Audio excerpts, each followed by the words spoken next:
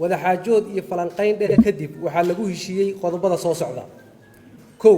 dowladda federaalka Soomaaliya waxay ka xun tahay wixii ka dhacay magaalada Muqdisho 19 Febraayo 2021 waxayna u tacsiyadeynaysaa shacabka Soomaaliyeed iyo midowga musharaxiinta ee waxyeeladu ay ka soo gaartay. waxaana la isla gartay in loo saaro guddi madax bannaan oo baaritaan ku sameeya sidii ay wax u dhaceen. labo sida uu qabo qodobka 20aad ee dastuurka ku meel gaarka ee Jamhuuriyadda Federaalka Soomaaliya qof kasta waxa uu xaq u leeyahay inuu abaabulo kana qayb galo bannaanbax si xasilooni ah cabasho loogu muujinayo. sidaa darteed xukuumadda federaalka Soomaaliya waxa ay damaanad qaadaysaa in ay ilaalinayso xuquuqdaas dastuuriga ah. saddex dowladda federaalka iyo midowga murashaxiintu waxa ay ka wada shaqaynayaan sidii loo qaban lahaa bannaanbax si nabadgelyo ah ku dhaca iyadoo dowladdu ay ilaalinayso amniga iyo badqabka bulshada Soomaaliyeed. afar dowladda federaalka Soomaaliya iyo midowga murashaxiintu waxay isla garteen in dib loogu dhigo mudaharaadkii qorshaysnaa maalinta Jimcaha ee ku beegan tahay 26 Febraayo 2021 oo bari. barnaamijka dib loo dhigay waxa uu dhici doonaa muddo 10 cisho gudahood waxaana loo xil saaray guddi wada jira. waxaa la isku afgartay in arrimaha siyaasadda iyo doorashooyinka wada hadalladoodu ay sii socdaan ama la sii wado si loo gaaro qabashada doorasho xor iyo xalaal ah. والصلاة والسلام على رسول الله وبعد. رئيس وزراء محمد حسين روبلة مدحويني هراء مدحويناش قلمذوق مدحويني هراء قلمذوق حل بعندا يو وزير هذا دمان بعد الصحافة ده يو أنت ندقي سنة يساء وحنكو سلام تسلامك السلام عليكم ورحمة الله وبركاته. مرشحين تميل لوبي أنت أزمر كان كجذبه runtii sida mas'uuliyiinta iga horeeyay ay sheegeen halkan waxa ka dhacay wada hadal maanta laakiin sida la idin sheegay hore u soo socday ay ka qayb qaateen dad kala duwan dad muuqday dad aan muuqan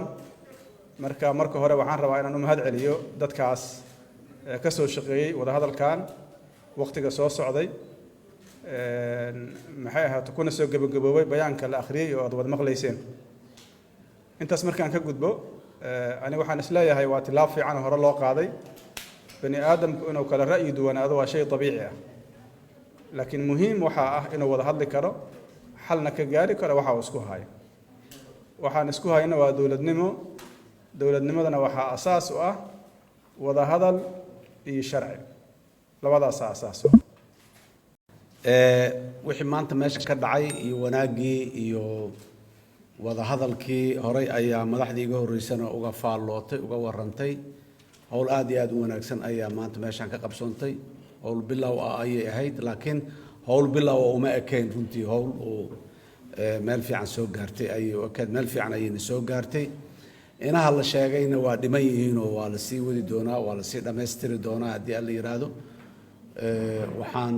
aad iyo aad ugu mahad celinayaa ra'iisul wasaaraha xukuumadda mudane maxamed xuseen rooble oo runtii hogaamin iyo dulqaad iyo ka muujiyay maanta iyo dabacsanaan badan wada hadaladeennii iyadoo oo duruufo badan ay dalkaani meel walba ka xeeran yihiin haddana in la wada hadlo oo la wada fariisto oo la isu soo dhowaado way fiican tahay. ilaahay baan uga mahad celinaynaa hawshii la isugu yimid oo waqtiga la rogrogay muddada halkan maanta loo fadhiyay caaway noogu dhameeyay si guul ah iyo safgarad taas mahad maanteeda ilaahay baa iska leh. inta kadib waxaan rabaa halkaan aan uga tacsiyeyno dadkii Soomaaliyeed ee waxyeeladu ka soo gaartay dhacdadii 19 February mansab kasta iyo magac kasta ay leeyihiin intii ku dhimatay Allah u naxariisto intii ku dhaawacantana caafimaad Allah siiyo. runtii waxaan rabaa in halkaan uga mahad celiyo taasi kadib intii ka qayb qaadatay soo abaabushay ka soo shaqaysay gacan ka geysatay inaan waa ku mahadsantihiin annagoo runtii qayb weyn ka ahayn safarkeennagana ay qayb ka ahayd inaan howlahan xal u helno ka socday maalmahan muddadan dambe magaalada muqdisho ilaahay subxaana wa tacaalana waa annaga iyo intii ka qayb gashaba waa nagu guuleeyey dhammaanna mas-uuliyiintii ka qayb qaadatay u tanasushay isaga soo dhowaatay waxaan leenahay waa ku mahadsantihin bacda salaam allah ayaa mahaddaas iska leh xaqiiqdii qof kasta ee wanaagga jecel guud ahaan ummadda soomaaliyeed shirkan maanta laga dhur sugaayey wanaagga laga gaaray iyo isfahamka allah ayaan uga mahad celinaynaa wiiga lasoo dhaafana waxaan ku mashquulshanayn ama qof kasta ee waxgarata ay ku mashquulshaneeday kuna fikiraysay sidee lagu gaaraa xal sidee ummaddan wax dhegaheeda u roon ay ku wada jiri karto xalkeeda lagu gaarahay aheeday ilaahay ayaan uga mahad celinaynaa oo noo suuro geliyey in caawa la isku afgarto wax walba ee qodob ahay ee la isku soo qaaday si wanaaga in la isku afgartay ilaahay ayaan uga mahad celinaynaa qof kastee gacan ka geysatay oo waqti gelisay oo tala gelisana waxaan leeyahay waad ku mahadsan tihiin aad iyo aad ayaa runtii uga mahad celinayaa ra-iisul wasaaraha iyo madaxweynayaasha dowlad goboleedyada Hirshabeelle iyo Galmudug iyo gudoomiyaha gobolka oo si dhiiranaan leh runtii dood miro dhalana la furay maanta ka bixiyay cudurdaar wixii dhacay 19 Febraayo kana garaabay islaana meel dhignay arrimo badan oo taagtaag ah ama mugdiya oo dhexdeena ku jiray haddana aan ku heshiin in horay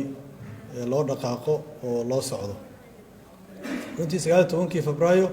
sax waaye dhacdo xanuun badan ay ahayd oo shacabka Soomaaliyeed iyo gaar ahaan dadka gobolka Banaadir ku xanuun badan waxaa ka dhashay waxyaalo ka ratimay oo badanaa jiro oo kulamada dambe uga wada hadli doono wax walba dhacdo kastaana waxay soo saartaa hunbay banaanka soo dhigtaa marka muhiimadda ay leedahay arrinta nabadgelyada doorashooyinka ama electoral security wax la yiraahdo ayay banaanka soo dhigtay iyo xorriyadda siyaasadeed intaba والصلاة والسلام على سيدنا محمد وعلى آله وصحبه أجمعين مدحوينياشي هراء الدلكة مدحوينياشا قلمدوك هيرشابيل مدحوينيه هراء قلمدوك مشرحين تا اللي بعندا وزير هذا سنة الرضا إدمان كسوق بقلياشا السلام عليكم ورحمة الله وبركاته حقيقة meesha aan taaganahay qofkii istaagayaa garan kara cawada farxadda ii leedahay in dad walaalahay ah aan maanta halkan ku soo gabagabaysano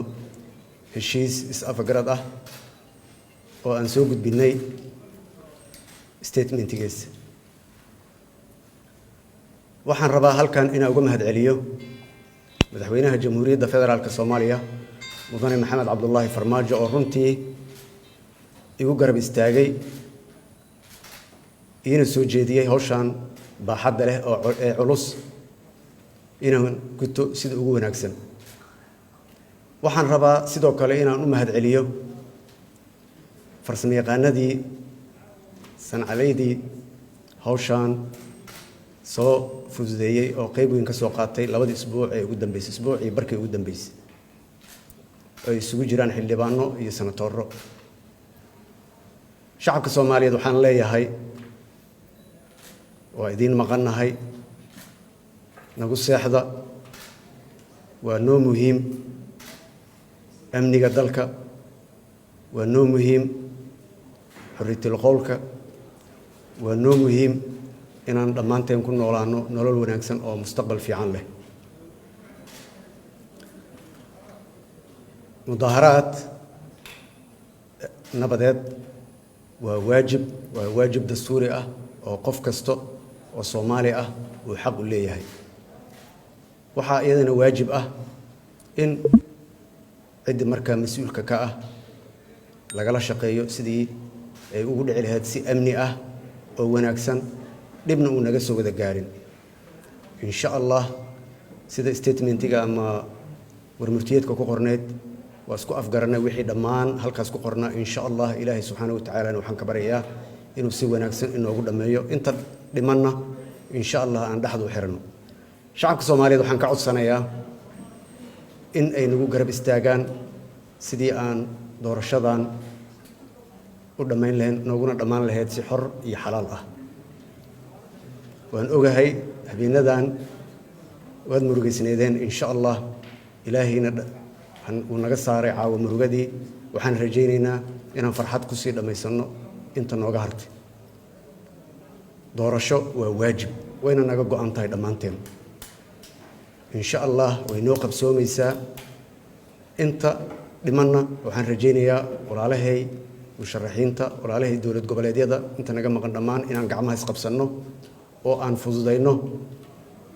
caqabadaha jirina aan ka gudubno si ay noogu qabsoonto doorashadaas anigana aad gacan igu siisaan. caawa waxaan rabaa halkan inaan uga faa'iidaysto dalka xaalad ayuu ku jiraa oo ah xaalad caafimaad ee coronaviruska. yaantan waan wada mashquulsanayn oo siyaasad ayaan ku mashquulsanayn laakiin dadkii dhinacayay ka baaba'ayeen. waxaan rabaa inaan caawa dib ugu soo jeesanno oo aan gacmaha isqabsanno oo aan u gargaarno qof kasta oo naga xanuunsanayo cudurkaanna aan raacno waajibaadkii naloo saaray oo ah inaan kala fogaanno afka xiranno gacmaha iska dhaqno lana taxadiro marka aan u soo wada jeesanno. waxaa kaloo jirto oo aan rabaa inaan idiin sheego xilliye adag ayaan ku jirnaa oo hadda koronaha ugu horeeyo waxaa ku xiga xilligii jiilaalka oo ay bilaaban doonto biyo la'aanti. waad garan kartaan dad Soomaaliyeed oo masaakiina oo tuulooyin iyo degmooyin ku nool oo biyo la'aan ku dhici doono maadaama ay jiilaalkii hadda uu marayo qaybtiisii dhexe. waxaan rabaa inaan u soo wada jeesanno oo gacmaha isqabsanno sidii aan uga gudbi lahayn xilligaa jiilaalka ah. caqabadda saddexaad oo ku xigta iyadana waxaa waaye